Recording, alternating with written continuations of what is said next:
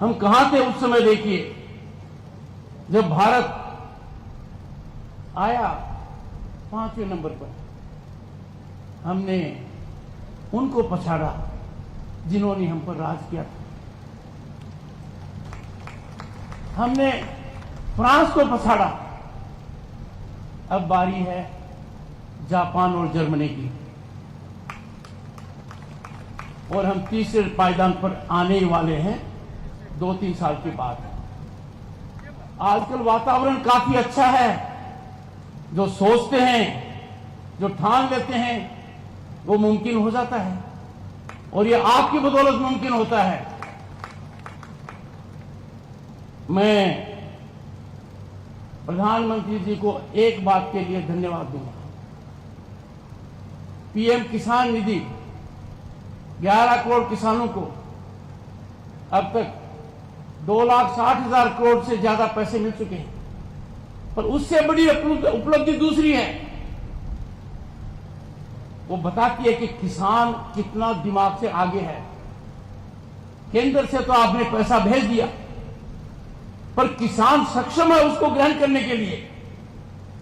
किसान ने वो तकनीकी अपना ली है। किसान इतना एजुकेटेड हो गया है कि यदि अगर उसके पास कोई धन आना है तो बिना बिचौलिए के, बिना कट के सीधा पहुंचता है। माननीय मंत्री जी ने कहा कि कृषि बजट बहुत बड़ा है। इनकी भूमिका है, जितने सिंपल दिखते उतने हैं नहीं।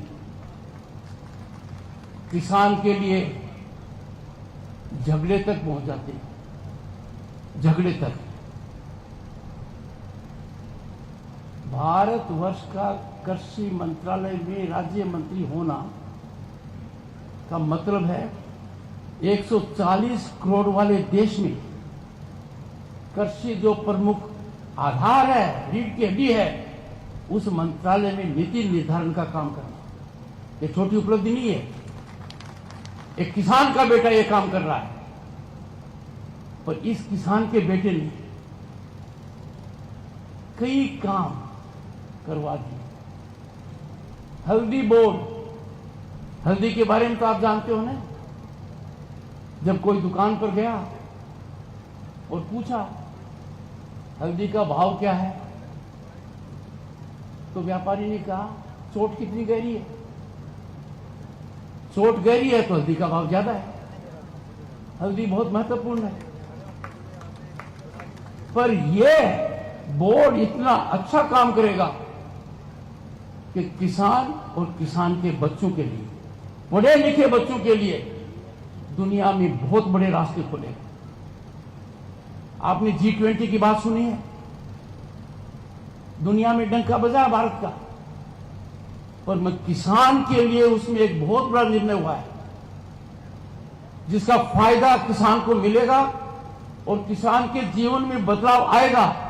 क्योंकि किसान का पढ़ा लिखा बेटा, किसान की पढ़ी लिखी बेटी अपनी योग्यता से, शैक्षणिक योग्यता से उसका फायदा उठा पाएगी।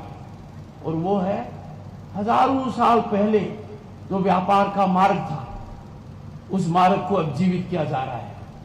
भारत, मिडिल ईस्ट और यूरोप इकोनॉमिक कॉरिडोर, और इसका सबसे ज्यादा असर एग्रीकल्चर प्रोड्यूस पर पड़ेगा।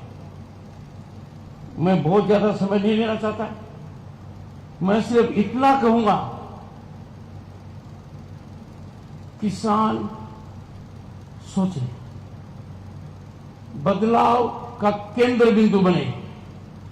किसान कृषि उत्पादकों के व्यापार पर अपना यथाउचित स्थान बनाए। किसान कृषि के रिसर्च एंड डेवलपमेंट का केंद्र बने, और निर्यात में हमारे बच्चे और बच्चियां प्रमुख भूमिकाएं निभाएं।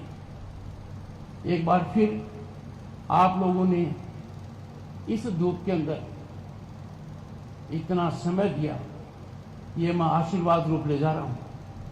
पर एक बात समाप्त करने से पहले कहूंगा, जब गांव में पढ़ाई 5वीं क्लास तक की थी, वो छठी क्लास के लिए हम 7 किलोमीटर जाते थे।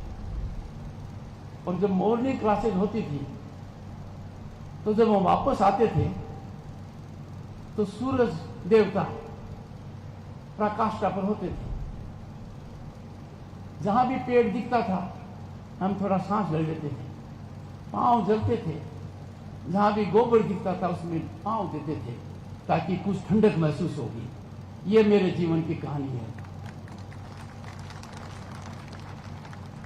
आप मानकर चलिए, सरकार हर स्तर पर किसान के बदलाव के लिए समर्पित है और आपका सिपाही वहां पर कार्यरत है। कोई कसर बाकी नहीं रहेगी।